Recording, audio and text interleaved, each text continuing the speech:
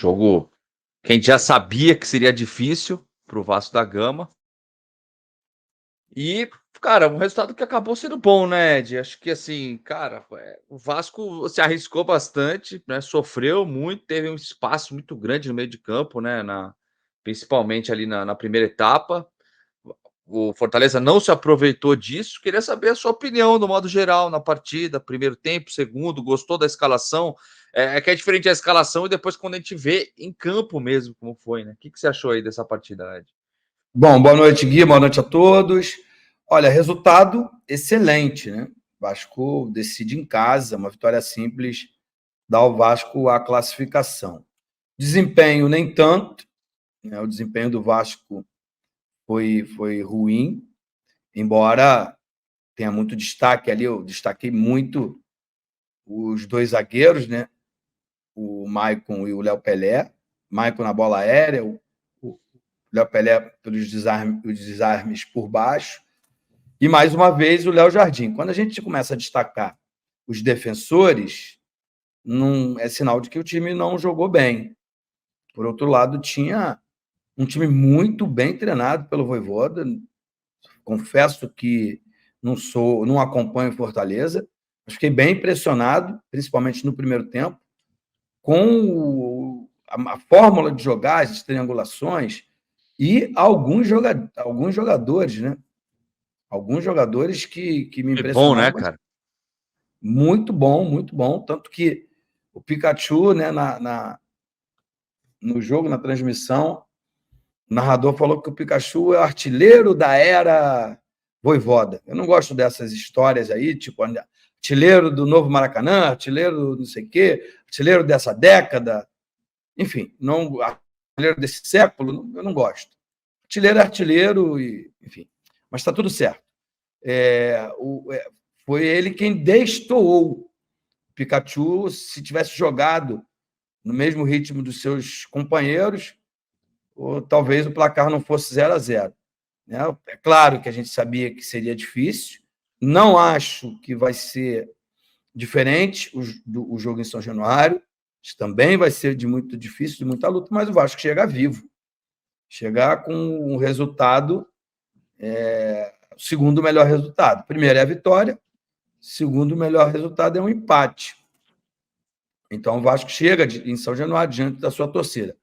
A preocupação está aí, porque quando o Vasco joga em casa e tem que propor o jogo, sai para dentro dos adversários, desse espaço no sistema defensivo e principalmente no meio-campo, o Vasco pode ser surpreendido, tomar o gol. Aí, quando sai atrás, eu não lembro, não me lembro do Vasco ter virado um jogo aí.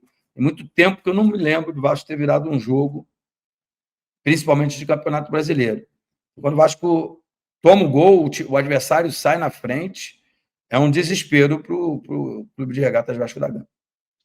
A gente não sabe, parece que o Vasco faz tempo que não sabe jogar propondo o jogo, né? Mas sempre no contra-ataque que o Vasco acaba se dando bem, pelo menos na maioria das vezes. E eu já vou colocar o pessoal que tá aqui, mais de 2.000, já peço like, inscrição no canal aí, o pessoal que puder compartilhar também, né? O pessoal que tá no chat, um abraço para todo mundo, Douglas Caldeira, Wanderson Batista. Já vou colocar a opinião e a pergunta de vocês também sobre a partida. Edmundo, sentiu diferença deste Vasco da Gama pro do Ramon Dias, alguma coisa, né? Além do Medel fora, né? Que é uma coisa que não acontecia nem a pau no time do Ramon, né? Mas mais alguma diferença, não? Eu acho que houve uma mudança de atitude. Eu não quero dizer que foi a presença das organizadas lá no CT Moacir Barbosa. Não quero dizer que isso teve uma influência, mas foi muito nítido o empenho, a dedicação dos jogadores nessa partida, diferente do que foi no último sábado, no jogo contra o Criciúma. Mas com pouca criatividade, com pouca inspiração, né? O Fortaleza tem um time muito forte do meio para frente, mas a zaga não é a melhor do mundo, né? Eu acho que tivesse criado um pouco mais de oportunidades ali, poderia o Vasco sair com um resultado melhor. Agora, pelo que foi, principalmente o primeiro tempo, o resultado é excelente, excelente. Acho que é um resultado para a gente comemorar. E o Paiva, né, o Rafael Paiva, começa com o pé direito, porque ele conseguiu mudar a cabeça dos jogadores, mudar a atitude dos jogadores, e isso foi fundamental para que esse resultado acontecesse. O pessoal, tem muita gente mandando aqui que não gostou muito do jogo, né? Que saiu o empate saiu no lucro, mais um ano lutando pelo rebaixamento. O Wanderson, melhor Michael na bola aérea do que o Medel, tá falando do Mano, mas na hora de saída de jogo também o Michael erra bastante passe, né? Recuado no contra-ataque. Você vê que o Paiva teve alguma atitude que fez com que o jogo saísse 0-0, ou foi o Fortaleza que não aproveitou as oportunidades? Porque teve bolas ali, umas duas que o Léo Jardim salvou, teve bola na trave. O Fortaleza realmente pecou um pouco na finalização, acho que deu um pouco de sorte nesse sentido. Mas você acha que o Paiva tem uma participação nesse empate de 0-0? Geralmente o jogo de futebol é preciso ter a sorte, né? Até as coisas que acontecem por acaso não são por acaso que elas acontecem, né? Mas eu acho que tem um pouco você tem que ser de eficiência também. Você precisa ser eficiente. O futebol é um jogo bem simples, né? Tem um time de um lado querendo fazer gol do outro lado e o time do outro lado querendo fazer gol nesse lado de cá.